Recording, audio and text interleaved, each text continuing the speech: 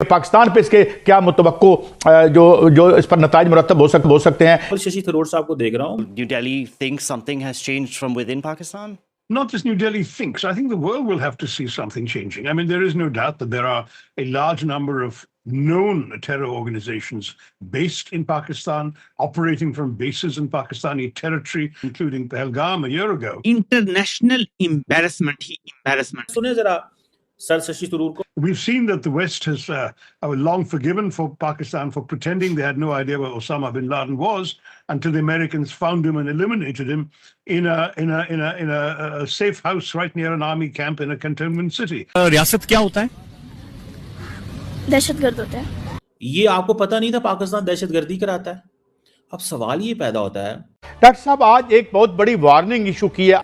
Don की जो report है वो कहती है कि 10 ममालिक दुनिया के टॉप के जहां पर खुराक की शदीद कमी है उसमें पाकिस्तान शामिल हो गया है। तकरीबन 1 करोड़ 10 लाख लोग पाकिस्तान के अंदर खुराक की कमी से मुतासर हैं। बताओ, इनको अपनी बोई हुई हर फसल काटनी पड़ेगी। दुनिया ने हमें स्टडी कर ली है, उनको समझ आ गया है कि यार ये कौन है, कैसे हैं।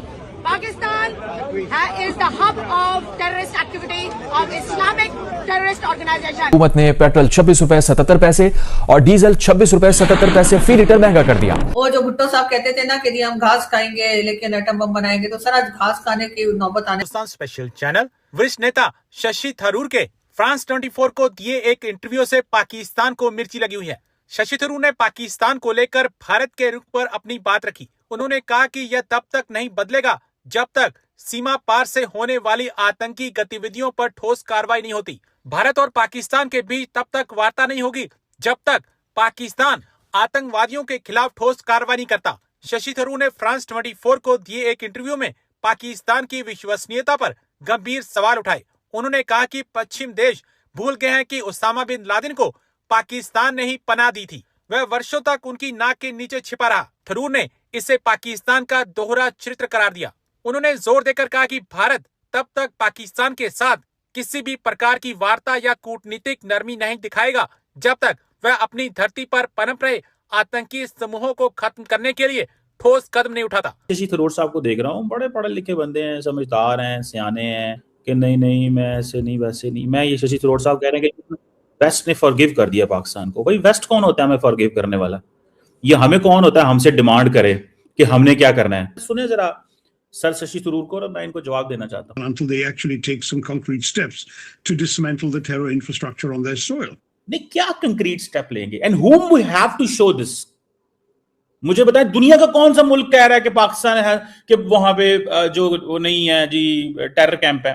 दुनिया तो अफगानिस्तान की बात कर रही है जहां पे सर शशि थरूर जो है उथे खामोश है। ये तो नहीं कहते कि पाकिस्तान के अंदर जितनी दहशतगर्दी की जंग हो रही है या पाकिस्तान के अंदर हमले हुए हैं उसकी तो कभी बात नहीं की सर शशि थरूर ने। How many people got killed in the incidents of terrorism in India and how many people got killed in the incidents of terrorism in Pakistan? कितने मरे हैं बताएं मुझे। पिछले साल हमारे तो 1000 मरे हैं, आपके कितने मरे हैं? मैं तो नहीं चाहता इंडिया में एक भी मरे। असी कड़ा अमेरिका को पैसे लेने हैं, कौन सा हम पैसे ले रहे हैं? कर्जे ही देते हैं ना वो हमें थ्रू IMF वर्ल्ड बैंक के देते हैं, तो थैंक यू। हम तो अमेरिका का भी थैंक यू कहते हैं, बाकी भी यूरोपियंस भी उसमें बोर्ड मेंबर है, उनके भी वोट हैं, सबका थैंक यू कहते हैं हम। Was until the Americans found him and eliminated him in a safe house right near an army camp in a cantonment city. और आखिर वही हुआ है जिसका डर था। यूएस ईरान के बीच शांति वार्ता से पहले इस्लामाबाद को फिर किले में तब्दील किया गया। जहां मीटिंग होनी है वो इलाका सील कर दिया गया। इतना ही नहीं, सुरक्षा में चूक ना हो इसके लिए 10 दिनों तक इस्लामाबाद में लॉकडाउन लगा दिया गया। लेकिन सवाल है कि जिस शांति वार्ता पर पहले से नाकामी के बादल हैं उसके चलते मुनीर शहबाज ने 13 लाख पाकिस्तानियों को नजरबंद क्यों किया? इस्लामाबाद बंद है। जब मैं खबरें देखता हूं नाज़रीन के तेहरान खुला हुआ है, तेहरान का जो सेंटर है वहां पर लाखों लोग जमा हैं। जब मैं देखता हूं वाशिंगटन DC के अंदर सब जाकर कॉफी पी रहे हैं, चाय पी रहे हैं, सिनेमा में जा रहे हैं, डांस कर रहे हैं, ठुमके शुमके लगा रहे हैं, एंजॉय कर रहे हैं, मजे में सब कुछ चल रहा है। जब मैं देखता हूं कि मिडिल ईस्ट के अंदर सब कुछ चल रहा है तो फिर मैं अपने दारुल हुकूमत इस्लामाबाद की तरफ देखता हूं, जो फैसिलिटेट कर रहा है, जो मीडिएट कर रहा है, जो दुनिया की सबसे इस क्रूशल तरीन नेगोशिएशंस करवा रहा है, वो पूरी का पूरा दारुल हुकूमत नाज़रीन उसे कैप कर दिया गया है, मुकम्मल तौर पर बंद कर दिया। ढक्कन है ऐसा महसूस हो रहा है कि जो कैपिटल के ऊपर लगा हुआ है। मैंने उनसे पूछा कहीं से मैं इस्लामाबाद के अंदर इंटर हो सकता हूं? उन्होंने कहा जिस सवाल ही पता नहीं होता आप इस्लामाबाद के अंदर जा सके।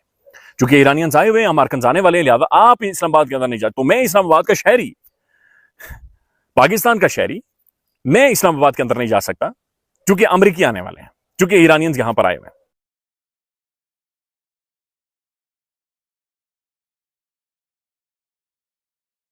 The message is very clear. Talks के अंदर ब्रेकडाउन हो गया, चीजें खराब हो गई हैं, टॉक्स फेल हो गई हैं, डिप्लोमेटिक फेलियर है। ठीक है जी, टॉक्स फेल हो गई हैं, डिप्लोमेटिक फेल हो गया। पाकिस्तान कुछ नहीं कर सका। कि देखिए पाकिस्तान क्या कर सकता था, पाकिस्तान ज्यादा से ज्यादा क्या कर सकता था। मेरे पाकिस्तानियों, जो खिदमत ज़िया-उल हक ने की थी अमेरिका की, उसको भी इतनी सपोर्ट नहीं मिली। ज़िया-उल हक चालाक बड़ा था, लेकिन उससे अगर आप सवालात सुने बीबीसी के, बाकी और चैनल्स के जो आप देखें ओवर द ईयर जो उससे किए गए, बड़े टफ सवालात होते थे उससे। उसे साफ सवाल किया जाता था कि आप डिक्टेटर हैं, आप पाकिस्तान को कैसे चला रहे हैं, आपने इलेक्शन का वादा किया था, आपने पूरा क्यों नहीं किया। वो जवाब बेशक अपने चलाकी वाले या यारी वाले देता था, लेकिन यार उससे टफ सवालात होते थे। ये पाकिस्तान का पहला डिक्टेटर आया है जिसको इंटरनेशनल मीडिया ने बिल्कुल टफ टाइम नहीं दिया। इससे कोई सवाल भी टफ नहीं पूछा जाता, बल्कि इसका एक नुमाइंदा आईएसपीआर, वो आईएसपीआर आजकल गायब हुआ है, वो चला जाता है इंटरनेशनल मीडिया पे, यार उसको भी टफ टाइम नहीं दिया जाता। इतनी मोहब्बत पाकिस्तान की किसी चीफ से आलमी मीडिया ने, आलमी ताकतों ने नहीं की जितनी इससे। अगर ये इनका अपना नहीं है तो इतनी मोहब्बत की मुझे वजह बता दें। ये जो तैयारियां हैं, और देखें सड़कें खाली हैं इस्लामाबाद और पिंडी की, ये इनकी अपने सिक्योरिटी की व्हीकल्स हैं और सारा कुछ है, लेकिन बाकी सब खाली हैं। ये मौजूदा सूरत हाल भी बता रहा है आपको, लेकिन ये ओवरऑल मुल्क की सूरत हाल भी बता रहा है। मीर जाफर ये चाहता है, अभी भाई जो अपने जियोपॉलिटिकल स्टैंड पे लड़ा हुआ है ना, उसकी वजह से भाई बहुत ही ज़्यादा फ़ायदा हो रहा है इंडिया को। और भाई पाकिस्तान में बिल्कुल उसको लेकर तहलका मच गया। उनके मतलब जियोपॉलिटिकल भारत के स्टैंड को लेकर पाकिस्तान में एक ऐसा माहौल क्रिएट हो गया है कि भाई भारत जो है हम लोग को कुछ भी कर देगा यार। भारत जो है वन ऑफ द ग्रेटेस्ट है भाई इस चीज़ में। और अभी जो आपने देखा कि भाई जो भी हम भारत और पाकिस्तान के बीच में जो भी युद्ध हुआ ना, उससे भाई भारत और भी स्ट्रांग हो गया, भारत की लेगेसी और भी स्ट्रांग हो गई। और ये चीज़ बोलना पड़ेगा, हालांकि अमेरिका की इन्वॉल्वमेंट की वजह से भारत ने पाकिस्तान के ऊपर और भी ज़्यादा हमला नहीं किया, परंतु भाई अब ये बोल सकते हैं कि भारत आगे है यार, भारत आगे है। और पाकिस्तान डरा हुआ है भारत से। भारत के पास एक्सट्रीम किस्म के वायुयान हैं और एक्सट्रीम किस्म के फाइटर जेट हैं जो पाकिस्तान को तबाह बर्बाद करने के लिए काफ़ी हैं। तो आप इस बारे में क्या सोचते हो, कमेंट करके अपनी राय देना। बाकी आप लोग चैनल सब्सक्राइब कर लो, बेल आइकन प्रेस कर लो। मिलते हैं आपसे नेक्स्ट वीडियो में। ख्याल रखो अपना। Good bye, take care, love you all guys.